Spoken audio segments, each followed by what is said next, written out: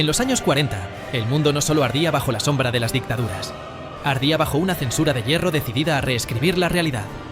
Mientras la propaganda alemana de Riefenstahl esculpía una mentira perfecta, la prohibición se convirtió en arma, el terror en sistema y el arte en enemigo.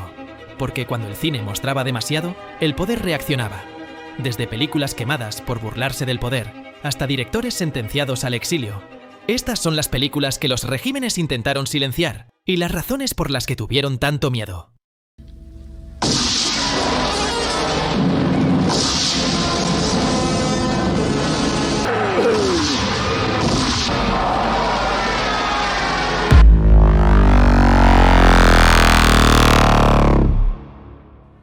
Imagina que tienes 14 años en la Bielorrusia de 1943 y tu mayor deseo es unirte a la resistencia. Así empieza la historia de Fliora, un niño que desentierra un fusil de la arena para ganarse el derecho de ir a la guerra. Pero lo que encuentra no es gloria militar, sino un descenso psicodélico y brutal hacia la deshumanización absoluta. El director Elem Klimov no quería actores fingiendo, quería capturar el trauma real.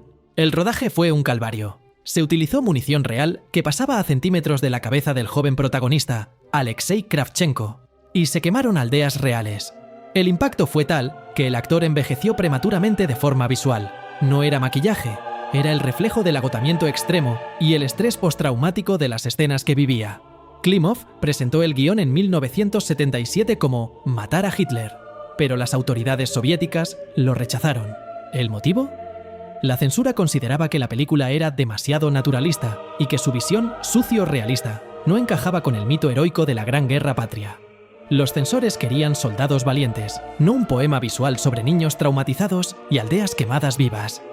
Klimov se negó a cambiar ni un solo fotograma de la violencia, lo que congeló el proyecto durante 8 años. Solo en 1985, con la perestroika, se le permitió filmar su visión original. Aunque no sufrió censura directa tras su estreno, la cinta ha sido señalada por deshumanizar al bando alemán. Al retratar a los soldados como monstruos psicópatas, la obra sacrifica la complejidad histórica en favor de un horror visceral que no deja espacio para la humanidad del enemigo. El impacto fue tan devastador que se reportaron ambulancias en las puertas de los cines para atender a quienes colapsaban ante la violencia psicológica. Fue eliminada del mapa por una década porque se atrevió a mostrar lo que ningún régimen admite, que en la guerra no hay ganadores, solo supervivientes que desearían haber muerto. Si creías que los dibujos animados eran solo para niños, Persepolis llegó para demostrar que un trazo en blanco y negro puede ser más peligroso para un régimen que un batallón armado. Basada en la novela gráfica de Marjan Satrapi, la película nos narra su propia infancia y juventud en Irán, viviendo en primera persona la caída del Shah y el ascenso de la revolución islámica.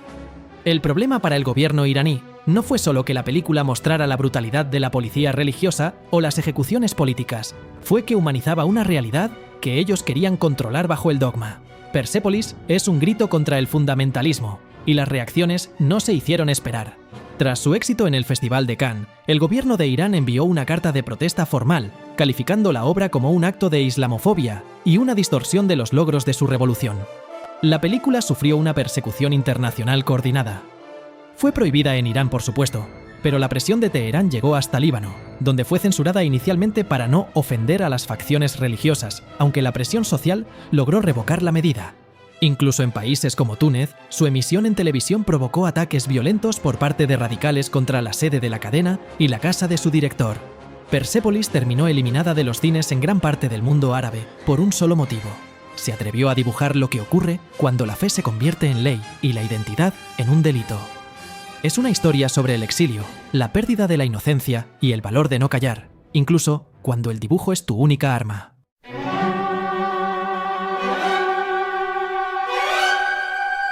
Rodada con estilo casi documental y actores no profesionales, La batalla de Argel reconstruye la lucha entre el Frente de Liberación Nacional argelino y las fuerzas coloniales francesas en las calles de Argel durante los años 50.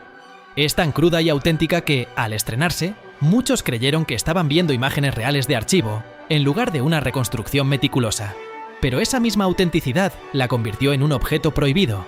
En Francia, la película fue censurada y prohibida durante 5 años. El gobierno francés no podía permitir que se proyectara una obra que mostrara, sin filtros, el uso sistemático de la tortura por parte de sus paracaidistas y la brutalidad de la represión en la Casbah de Argel. El filme ponía un espejo frente a la nación que cuestionaba los valores de libertad, igualdad y fraternidad en sus colonias, y la herida estaba demasiado abierta. Incluso después de que se levantó la prohibición oficial, las proyecciones en cines franceses sufrieron ataques con bombas y amenazas por parte de grupos radicales. La ironía definitiva de la batalla de Argel es que fue eliminada de las pantallas por unos, mientras otros la estudiaban en secreto. Se dice que el movimiento de los Panteras Negras en Estados Unidos y diversas guerrillas latinoamericanas la usaban para aprender tácticas de resistencia urbana. Décadas después, en 2003, el propio Pentágono organizó una proyección privada para sus oficiales antes de la invasión de Irak, buscando entender cómo se organiza una insurgencia en una ciudad hostil. Esta película no es solo cine, es un documento tan peligroso y veraz que los imperios prefirieron quemar las cintas antes que enfrentar la realidad de su propio legado.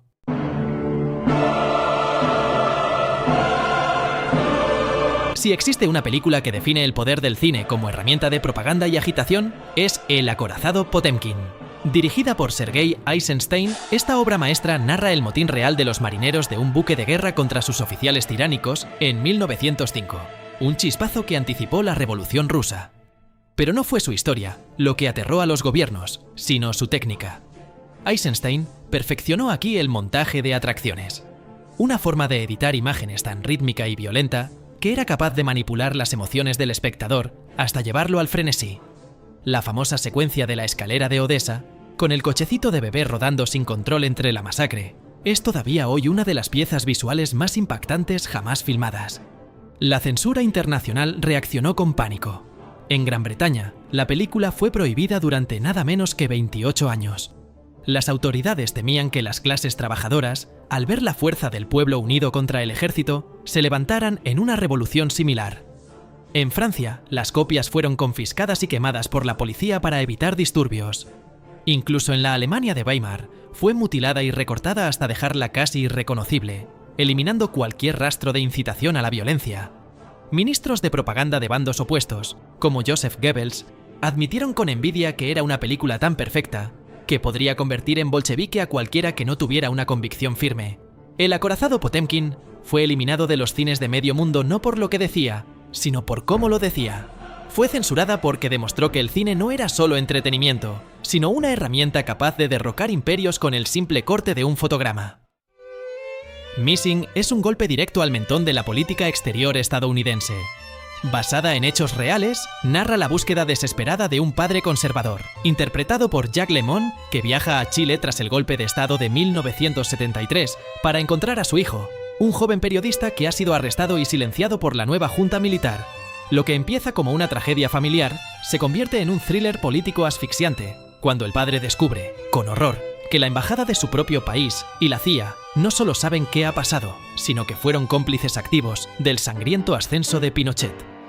La película no sugiere, afirma con nombres y apellidos que Estados Unidos permitió y facilitó la tortura y el asesinato de sus propios ciudadanos para proteger sus intereses geopolíticos. La reacción del gobierno estadounidense fue de una furia diplomática sin precedentes. El Departamento de Estado emitió un comunicado oficial desmintiendo la película incluso antes de su estreno, calificándola de propaganda malintencionada. Pero el verdadero golpe vino con la censura judicial. Nathaniel Davis, el embajador de Estados Unidos en Chile durante el golpe, presentó una demanda millonaria por difamación contra el director y el autor del libro original. Como resultado de esta batalla legal, Missing fue prácticamente eliminada del mercado durante años. La película fue retirada de la circulación, se prohibió su venta en video doméstico y no se pudo emitir en televisión durante casi una década debido al riesgo legal. Fue una forma moderna y sofisticada de quemar rollos de película. Si no puedes prohibirla por ley, haz que sea económicamente imposible mostrarla. Para entender por qué el gobierno chino le tiene pavor a su propia historia, hay que ver Vivir, de 1994. La película recorre décadas de la vida de una familia corriente, desde los años 40 hasta la Revolución Cultural, mostrando cómo los caprichos políticos de Mao Zedong trituran las esperanzas y las vidas de la gente común. Lo que enfureció al Partido Comunista no fue que la película fuera violenta, sino que mostraba la ineficacia y el absurdo del sistema. En una de las escenas más dolorosas, un personaje muere desangrado en un hospital porque los médicos experimentados han sido purgados y reemplazados por estudiantes inexpertos de la Guardia Roja. El castigo del régimen fue inmediato y ejemplar. Cuando Zhang Yimou envió la película al Festival de Cannes sin el permiso oficial de Pekín, las autoridades montaron en cólera. La película fue prohibida de por vida en China continental y al director se le prohibió hacer cine durante 2 años como reeducación. Incluso obligaron a los protagonistas a no asistir a la entrega de premios en Francia, para evitar que la película ganara más visibilidad.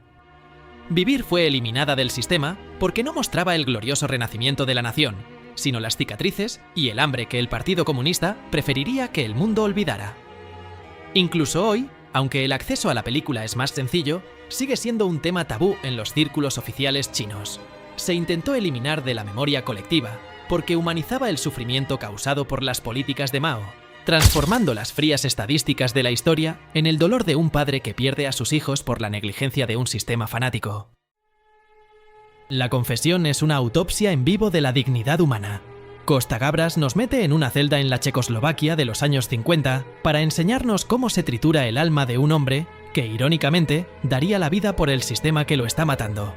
Seguimos a Arthur London, un alto cargo comunista que es secuestrado por sus propios camaradas. Lo que viene después no es solo tortura física, es una ingeniería sádica del sueño y la mente. No quieren su muerte, quieren su firma. Quieren que recite un guión de traición en un juicio público para que el partido siempre tenga la razón. Es el retrato de una maquinaria que no busca la verdad, sino la sumisión absoluta. Un hombre convertido en una cáscara vacía que acaba pidiendo perdón por crímenes que jamás cometió. Pero lo verdaderamente salvaje fue el terremoto que provocó fuera de la pantalla.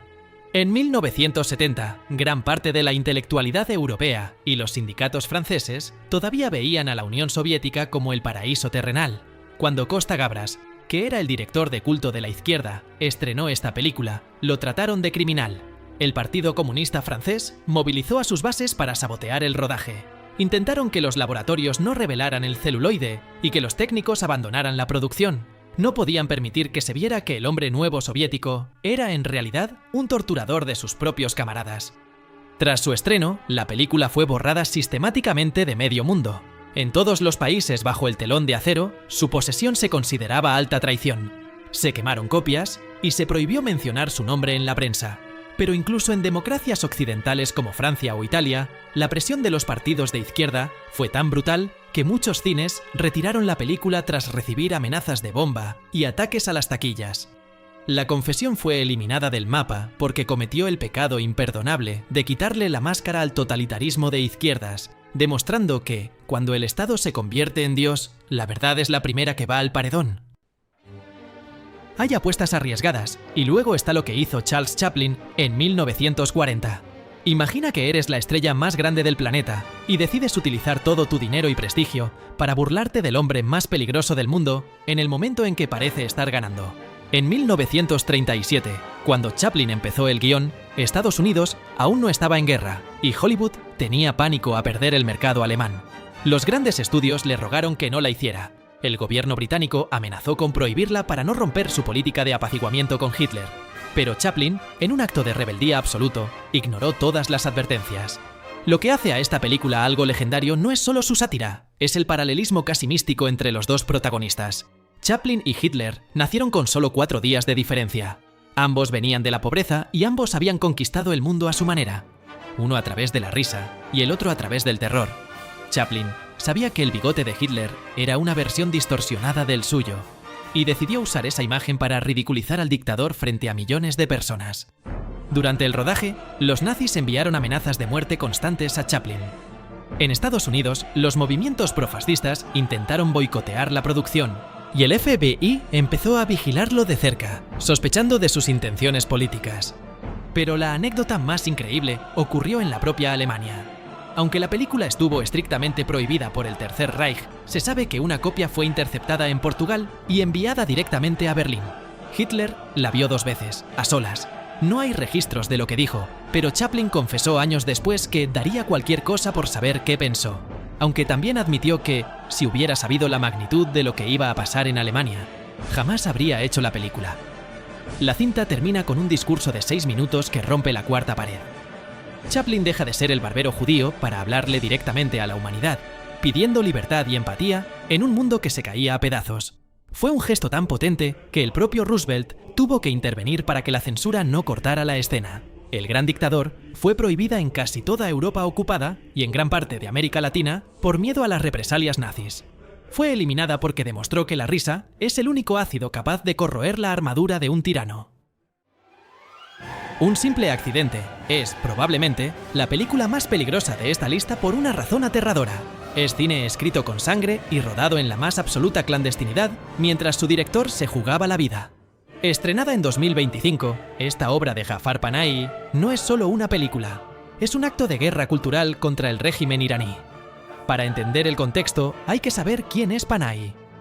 Tras décadas de arrestos, huelgas de hambre y una prohibición oficial de filmar que duraba ya 20 años, el director decidió que no podía callar más ante la represión sistemática en Teherán.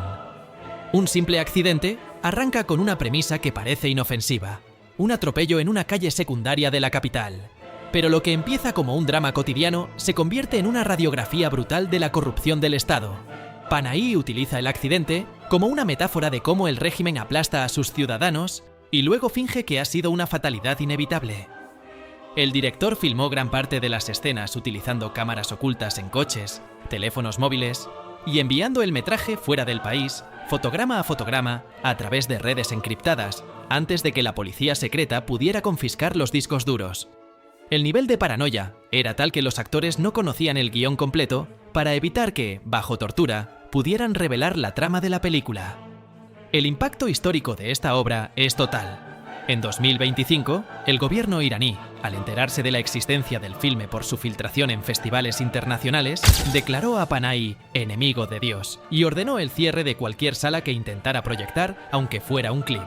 La película fue eliminada de Internet dentro de Irán mediante apagones digitales masivos, y se dice que las autoridades confiscaron miles de dispositivos solo por contener archivos de video sospechosos. Tras el estreno de Un simple accidente, Panahi logró salir de Irán en una operación clandestina que conmocionó al cine. Hoy vive exiliado en París, bajo protección, trabajando en un documental sobre el rodaje prohibido. Ha jurado no dejar de filmar hasta que su cámara pueda volver a las calles de Teherán. Lo que vas a escuchar no es solo la historia de una película prohibida, es el mayor troleo de la historia del cine, ejecutado por un genio llamado Luis Buñuel en las narices del dictador Francisco Franco.